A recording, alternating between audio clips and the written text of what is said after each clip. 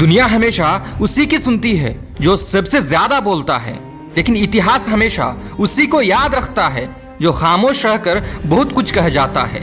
यह कहानी है उन लोगों की जिनकी आवाज कभी ऊंची नहीं होती, लेकिन जब उनके कर्म बोलता है ना तो सारा जहां सुनता है। क्यों?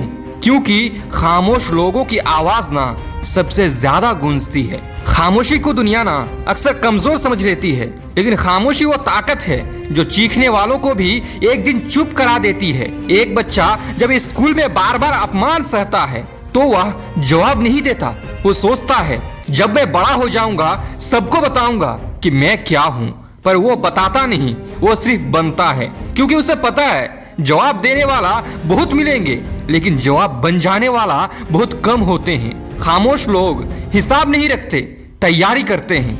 उनकी आंखों में आंसू कम और आग ज्यादा होती है। वो रोते हैं लेकिन टूटते नहीं, क्योंकि उन्हें मालूम होता है एक दिन मेरी खामोशी की गूंज पूरी दुनिया को सुनाई देगी। तुमने भी देखा होगा जो लोग शांति से अपना काम करते हैं उन्हें दुनिया ऑर्डिनरी कहकर टाल देते हैं, लेकिन हर एक्स्ट्रा ऑर्डिनरी इंसान कभी न कभी नजरअंदाज ही हुआ होता है।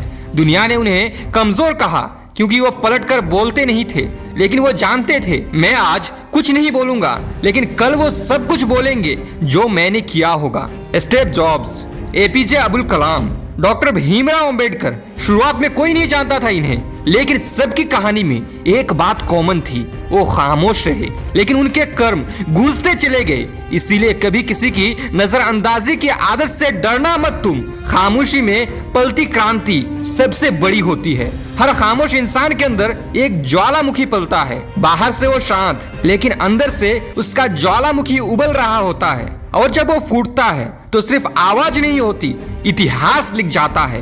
खामोश लोग कोई काम अचानक नहीं करते, वो प्लानिंग करते हैं, वो खुद से लड़ते हैं, वो खुद को रोज समझाते हैं एक दिन आएगा जब मेरी बारी होगी, और जिस दिन वो बारी आती है ना तो फिर कोई उन्हें रोक नहीं पाता।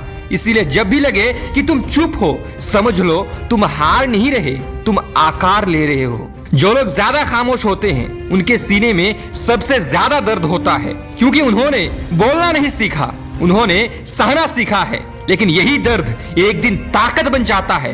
रात रात भर की तन्हाई, समाज के ताने, अपनों की बेरुखी, सब कुछ वो खुद से झेलता है, लेकिन किसी को बताता नहीं, क्योंकि वो जानता है लोग सहानुभूति देंगे, लेकिन मैं खुद को जीत दिलाऊंगा। और यही सोच उन्हें दूसरों से अलग बनाती है। उनकी खामोशी ही उनकी सबसे बड़ी शक्ति बन जाती है। जब खामोश लोग बोलते हैं ना तो सिर्फ शब्द नहीं निकलते, वो दुनिया को दिशा देते हैं। जैसे गौतम बुद्ध जो कभी गुस्सा नहीं हुए, लेकिन उनकी चुप्पी ने एक धर्म बना डाला। जैसे महात्मा गांधी जो दहाड़ते नहीं थे, लेकिन उनकी खामोशी ने एक साम्राज्य को हिला दिया। जैसे आप जो आज चुप हैं, लेकिन अपने सपनों में आग रखते हैं। याद रखो, सपने देखना आसान है, पर उन्हें चुपचाप पूरा करना ही असली वीरता है। इसीलिए बोलना मत सीखो, सुनना, समझना और फिर साबित करना, यही तुम्हारा रास्ता है। आज तक तू चुप था, अब वक्त है चमकने का। अब तुझे बोलने का नहीं, उभरने की जरूरत है।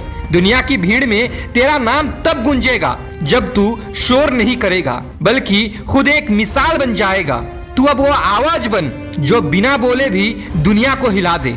आज एक वादा कर, तू खुद से हार नहीं मानेगा। चाहे सब तुझे ना समझे, तू खुद को समझेगा, क्योंकि एक दिन तू खुद जवाब बनेगा। आज तू खामोश है, लेकिन कल जब तेरी सफलता बोलेगी ना तो क्या तुझे खुद पर गर्व होगा या अफसोस होगा कि तू पहले क्यों नहीं उठा?